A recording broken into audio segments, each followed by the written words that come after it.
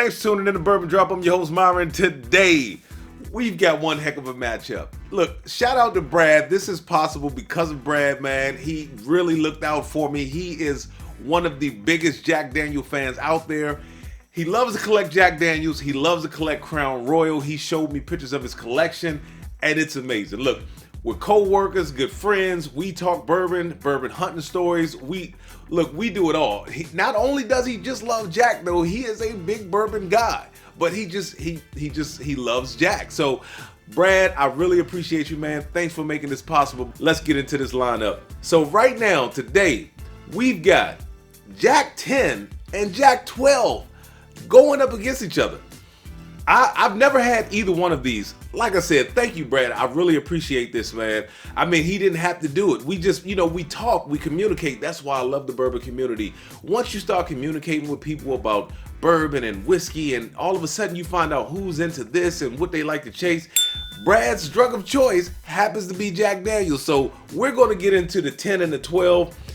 He was nice enough to bless me with samples.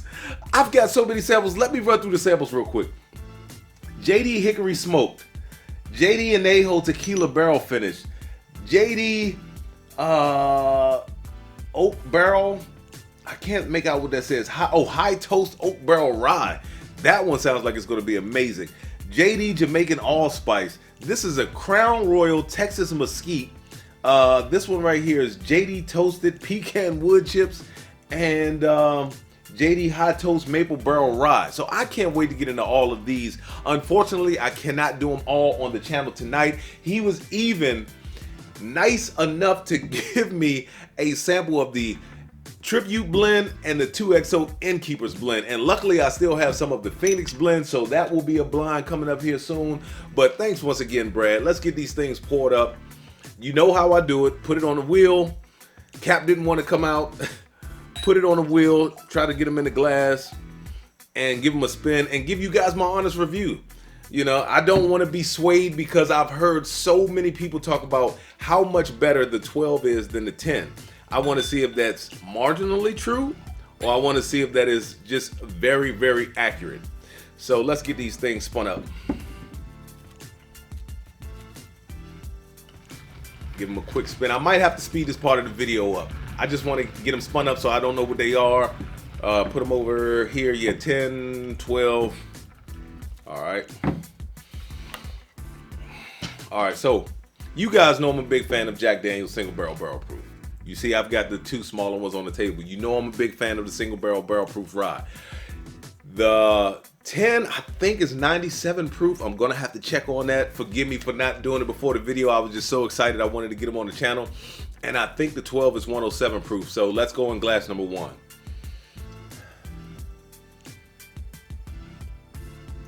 This is going to sound weird, but it smells clean. It smells very fresh. Very light banana. And like char. Let's go into glass two. If I had to say a touch richer and maybe some of that acetone note. Not a bad nose, but I'm not getting as much banana in this one. I did get a little, like a hint of banana, but this one, glass number one, just smells fresh. Let's go into the palate.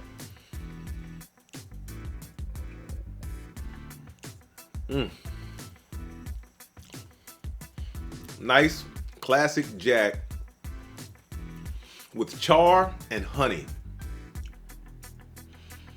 And actually, some of that, like that acetone note or fingernail polish note or fingernail polish remover that I was getting in this glass is actually on the palate in this glass. Hopefully, it's just not, the fumes aren't coming up from this one. I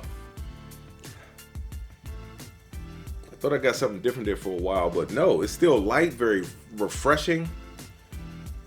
It's bright and charry. Once again, into the palate.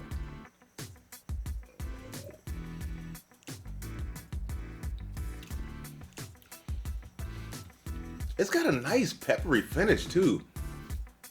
It's a nice charry, peppery finish. I'm starting to get some of the proof in the throat and in the chest a little bit, believe it or not. And yeah, it's that finish is nice. It's really nice. I am even getting like a hint of like a maple in there. Let's see what the palate on glass 2 is like.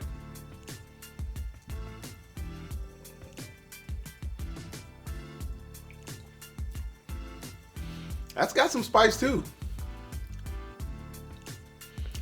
Yeah, that's got some spice and char, but it comes off lighter. I didn't pick up any of that like acetone note in the palate that I did in the nose, but it comes off lighter.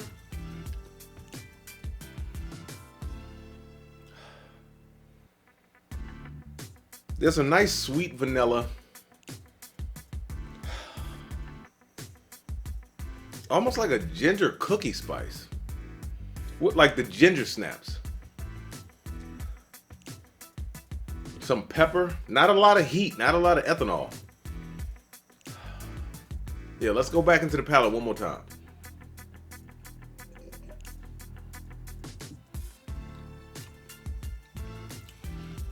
It's nice. It's got a zing on the finish. Like I said, like a ginger snap, but that's got a zing, almost like a snickerdoodle type zing on the finish. It's got nice spice, it's got nice char, but it's got like this nice zing on the finish. And I'm also starting to pick up a little bit of honey like I was in this glass number 1. Let's go back into glass number 1.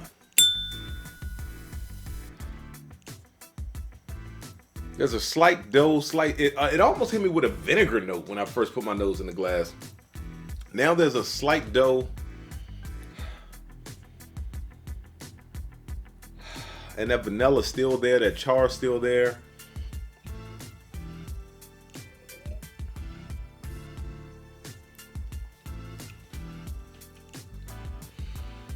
This is so hard. This is so hard.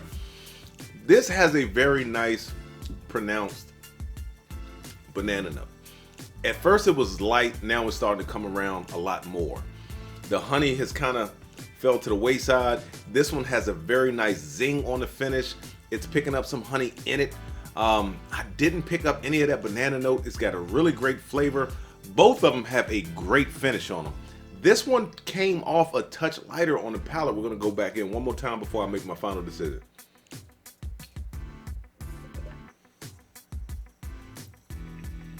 Yeah, palate wise, this one, when you first take it in,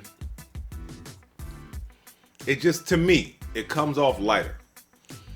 You know, with the charcoal mellowing process with Jacks, that even the high proof Jacks that I'd like to drink, I swear I think that takes a lot of the heat off. These two aren't super high proof anyway, but this one just seems to come off just a little more proofier than this one on the palate. The finish does go to this one. The finish has this like ginger snap, kind of I would say like that snickerdoodle cookie, like a zing on the back. They're both really good, but I'm gonna have to give it to glass number 1, and this is gonna be in last place. So let's find out what they are. I put a 10 and a 12 on the bottom of the glasses. Hopefully you guys picked that up on camera. Wow. I chose 10. I chose 10. That is tripping me out. I chose 10 over 12. This one seemed like it came off proofier. It seemed like it had more proof. It seemed like it had more flavor. This one, it came off lighter coming off of the Jack 10. So I might be in the minority. I might be in that select few that enjoys the 10 over the 12. These are both really good. The finish on 12 with that zing, man, incredible. But I'll tell you what, let's give you a little bit of a bonus round. Let's see what this Crown Royal Texas Mesquite is working with, because if you saw my video on the, what was that, the Old Forester King Ranch, you know that I was not a big fan. Let me give myself a glass. Now, hopefully, the Jacks haven't already, you know, kind of skewed my palate. So let's get some of this in a glass. Brad kind of told me though, he said, look, he said, It's gonna taste like you got a mouthful of mesquite chips. So he said, just be prepared.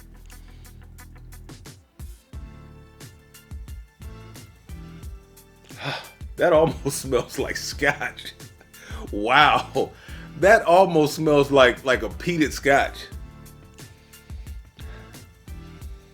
But it's got this really sweet cream, almost like a coffee creamer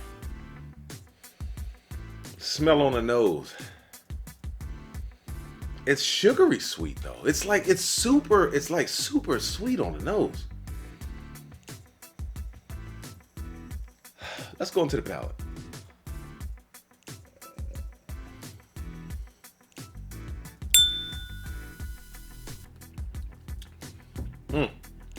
Brad, Brad, you were right. Oh, wow. That is nothing but like hickory. Well, it's mesquite, but I feel like I just took a big bite out of like smoked bacon, like hardwood smoked bacon. It's got this savoriness to it, but it's almost like, you know how like that if you put, my wife does this, she'll put bacon in a pan in the oven and then she'll drizzle it with syrup and then put it back in the oven and it'll come out kind of crunchy with a sweetness to it. That is actually like almost what's in this glass. It's got a nice sweetness to it, but at the same time, it's got this like savory, smoky note in it. Is it something I would buy all the time? No. This is definitely something that you would have to be in the mood for. And with that being said, let the whiskey flow. Never run out unless you head it to a drop. Till next time.